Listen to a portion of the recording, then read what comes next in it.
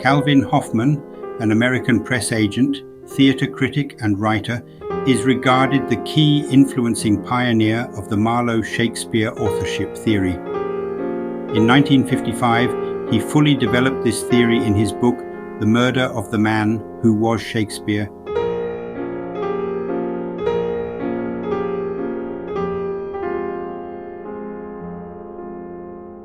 The earliest proponent of the theory, however, was Wilbur Gleason Ziegler, who first in 1895 suggested Marlowe's supposed faked death and his subsequent writing under the name Shakespeare in his novel entitled It Was Marlowe.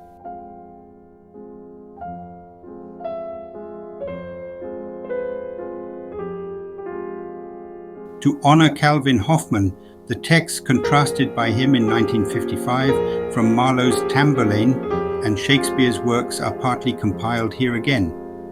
The similarities correspond to an identical fingerprint or DNA test calculated using a mathematical model to determine the likelihood that two samples originate from a single individual or from two different people. A DNA band profile allows for a statistical statement about how many people would need to be examined to randomly find another person who has exactly the same band pattern. The probability of specific band matches quickly reaches a range of 1 billion, and forensic science recognizes this as establishing identity or non-identity of two samples, as it lies extremely far outside any chance probability. The notion must be considered devious that Marlowe's exclamation in Tamburlaine, "Holla, ye pampered jades of Asia, what can ye draw but 20 miles a day?" inspired Shakespeare to almost literally incorporate it in Henry IV, Part 2, Act 2, Scene 4, and "Hollow pampered jades of Asia, which cannot go but 30 miles a day."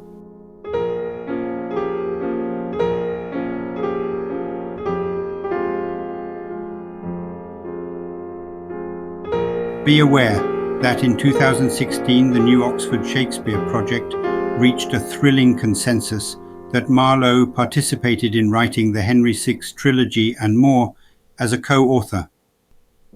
Do you actually want to take that seriously?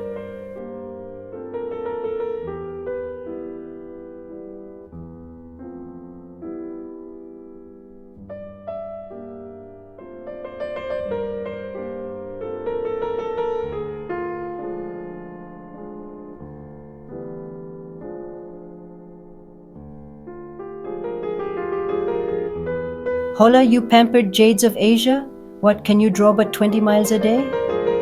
And hollow pampered jades of Asia, which cannot go but 30 miles a day.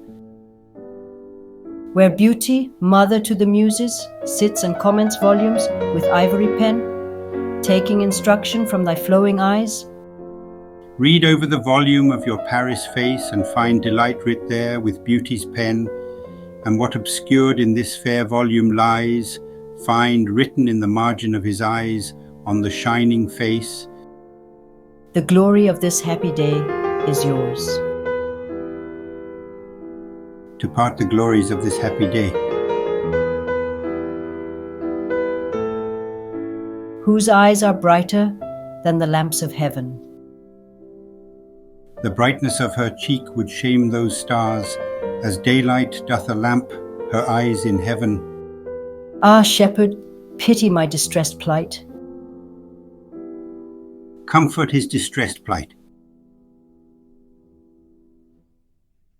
That flies with fury, swifter than our thoughts.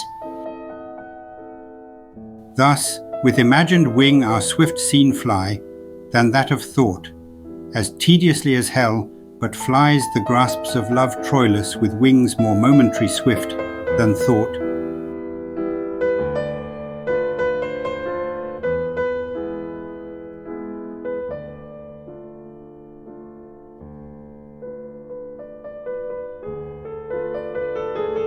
That Jove shall send his winged messenger, being over my head, as is a winged messenger of heaven. most great and puissant monarch of the earth. Most high, most mighty, and most puissant Caesar, and sorrow stops the passage of my speech. hath stopped the passage where thy words should enter. Have made the waters swell above the banks, And Cydnus swelled above the banks, unto the rising of this earthly globe, whereas the sun, declining from our sight, begins the day with our antipods. behind the globes that lights the lower world, whilst we were wandering with the antipods. Met heaven and earth, and here let all things end.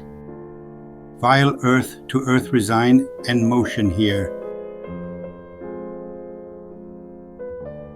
Before the moon renew her borrowed light, 30 dozen moons with borrowed sheen. fall stars that govern his nativity. My nativity was under Ursa Major. With what a flinty bosom should I joy, the breath of life and burden of my soul. Dear, almost as his life, which gratitude through flinty Tartar's bosom would peep forth.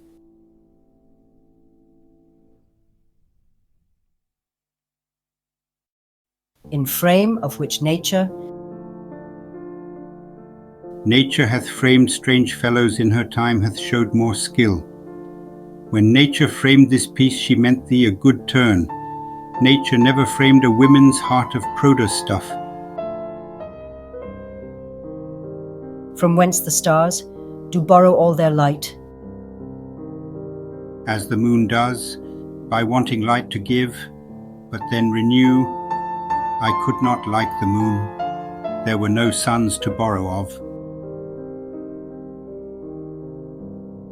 Ah, cruel brat, sprung from a tyrant's loin. Oh, tiger's heart, wrapped in a women hide. Oh, serpent heart, hid with a flowering face.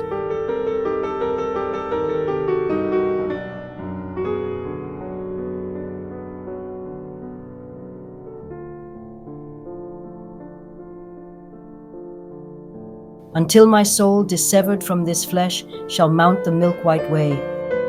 Mount, mount, my soul, thy seat is up on high, whilst my gross flesh, Shaking her silver tresses in the air, brandish your crystal tresses in the sky.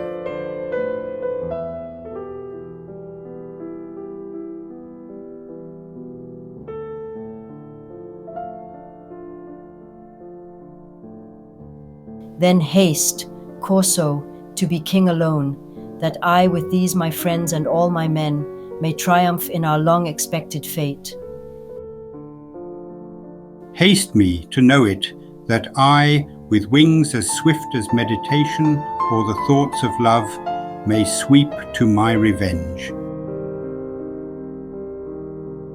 Our souls, whose faculties can comprehend the wondrous architecture of the world and measure every wandering planet's course, still climbing after knowledge infinite and always moving as the restless spheres, will us to wear ourselves and never rest until we reach the ripest fruit of all. What a piece of work is a man! How noble in reason, how infinite in faculty, in form and moving, how express and admirable in action, how like an angel, in apprehension like a god, the beauty of the world, the paragon of animals, and yet, oh me, what is this quintessence of dust? No rational being with common sense would accept that those contextual matches demonstrated here arose from two different minds. For complex reasons, however, only a few outsider Shakespearean experts with a rather unconventional perspective have accepted the premise of a double identity for Marlowe with multiple pseudonyms. As the true author of Hamlet, King Lear, Romeo and Juliet, and other works.